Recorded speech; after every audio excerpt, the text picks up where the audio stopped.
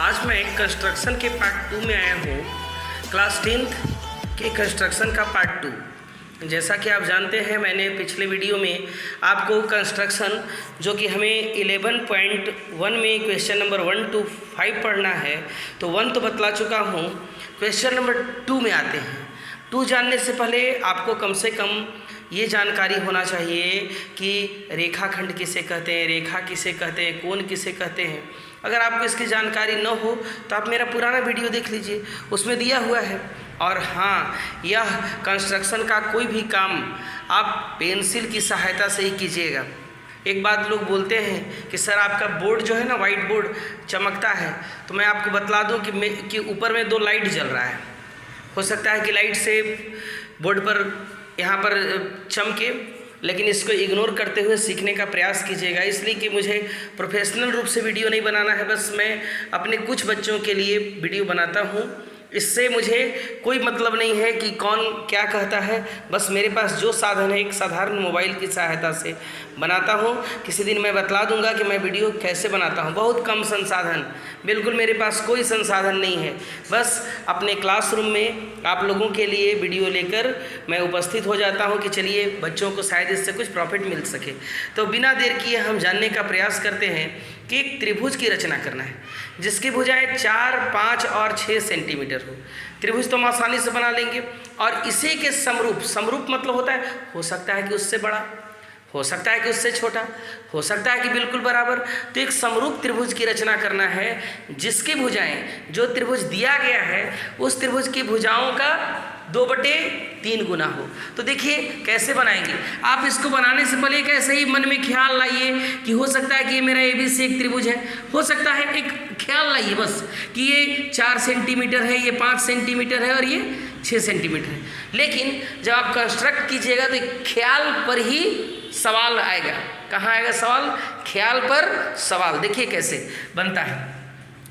यहाँ पर हम चूँकि BC लिए थे 5 सेंटीमीटर, यहाँ से स्केल की सहायता से BC को 5 सेंटीमीटर मापेंगे। यहाँ पर 0 पॉइंट से आप स्टार्ट कीजिएगा।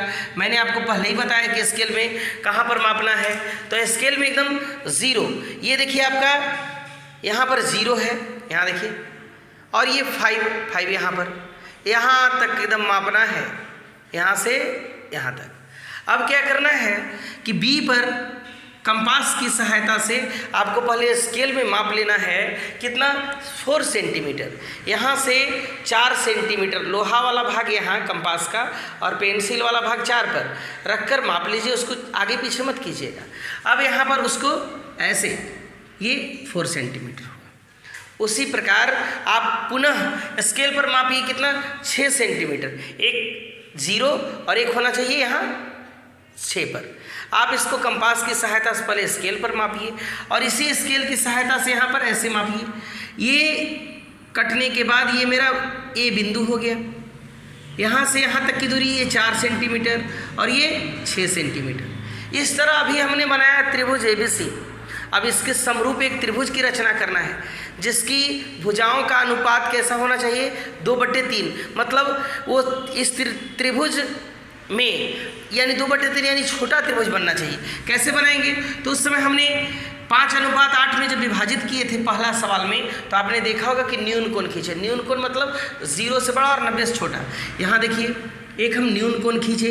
ये न्यून कोण सर कैसे खींचेंगे? इस रेखा से लगते हुए, इस रेखा से लगते हुए जब हमने न्यून कोण खींचा, 90 से छोटा होना चाहिए। कितना भी डिग्री खींच दें, अंदाजा पर भी खींच दें। हमने तो अंदाजा पर खींचा, आप मत खींचिएगा, आप उसको स्केल की सहायता से खींचिएगा।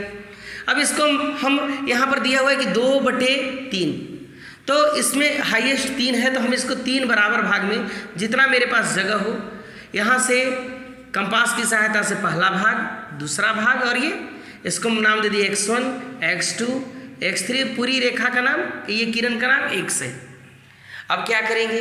इसका एक ट्रिक है। देखिए 2/3, नीचे क्या है? 3, यानी नीचे वाले भाग से इस C को मिला दें। फिर वही काम, यहाँ पर लोहा वाला भाग, यहाँ पर पेंसिल वाला भाग, किसी भी नाप का एक चाप काटे। जिस नाप का चाप काटे उसी नाप का चाप ऊपर में कितना है? 2। तो ये दूसरे पर यहाँ लोहा वाला जो नुकीला भाग रहता है, यहाँ पेंसिल जिस नाप से इसको काटे होंगे उसी नाप से एक चाप और काटे।